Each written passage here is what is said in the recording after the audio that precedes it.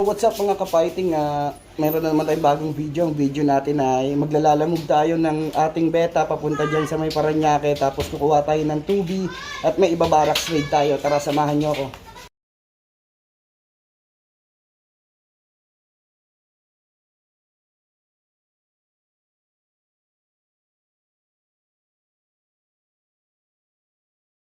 What's up, nandito tayo ngayon sa nagbebenta ng 2B. Topland lang siya, malapit sa Eva ko.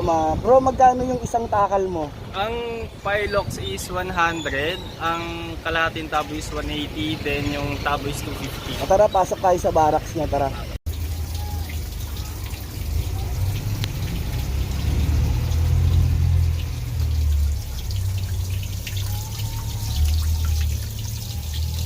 Ano pa mga binibenta mo dito, bro, bukod sa 2B? Dati meron akong beta, then pero ngayon meron akong Gapi, PKBM, tapos mga Danios, saka mga Donkey.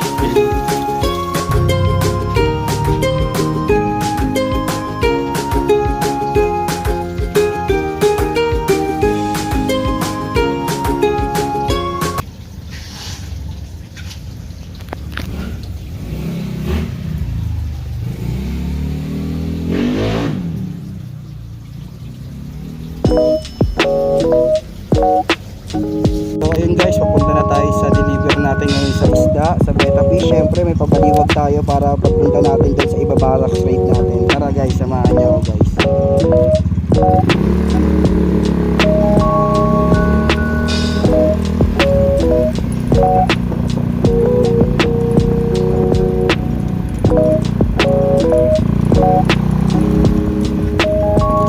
Take the next left onto Green Heights Avenue.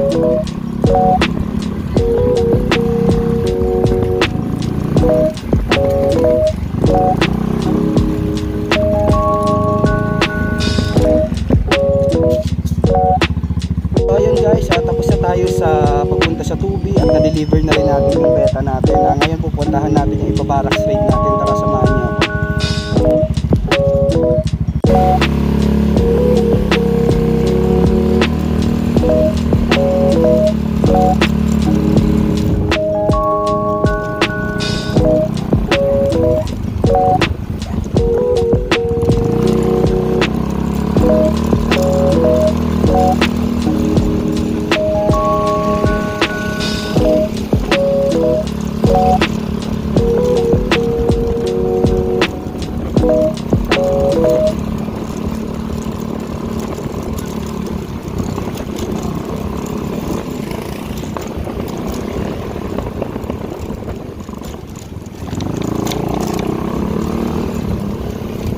What's up mga ka-fighting, dito tayo ngayon sa barracks ng isang breeder din, tapos groomer at sumasali din sa mga show na si Justin, taga Sampalo. Anong bigit address nito?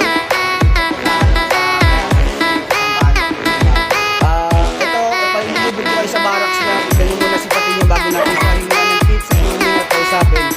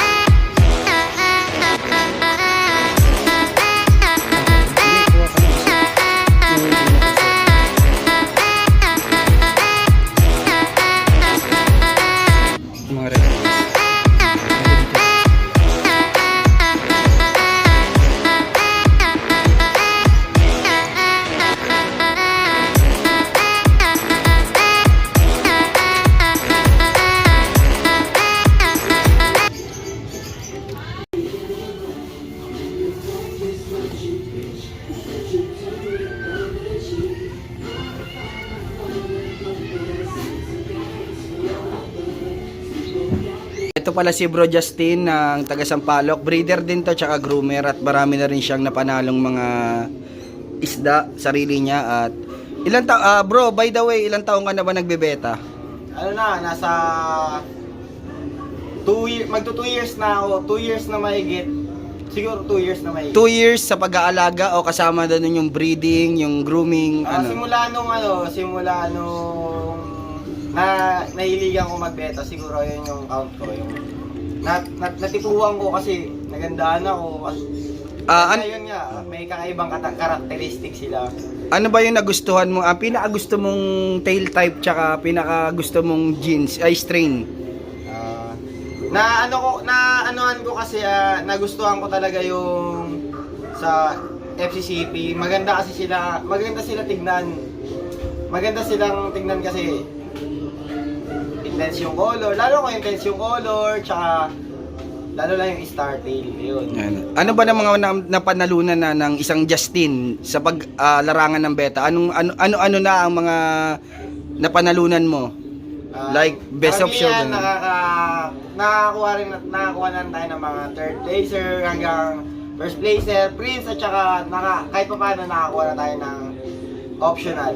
Yung mga napanalunan mo ba, own groom mo o may groomer ka? Yung iba, binili dati nung nag-uumpisa. Ngayon, nag-uumpisa na akong mag-develop ng mga own breed ko para ilaban. Tsaka, kahit pa paano, kung sakali, Makasungkit. makasungkit na matataas. Pero hindi ko pa pinapangarap yun kasi dinedevelop ko pa sila lahat. Anong mensahe mo sa mga gustong mag-groom? Anong tips mo sa kanila paano mag-groom? Sa mga nag-groom, syempre, para namang parang sarili nyo lang yan. Kumbaga yung isda na inaalagaan nyo, parang isipin nyo, sarili nyo lang yan.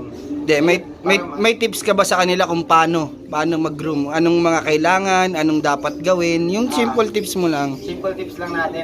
Syempre, araw-araw natin sila i-water change. So anong tips mo paano ka mag-groom o kaya para malaman nila?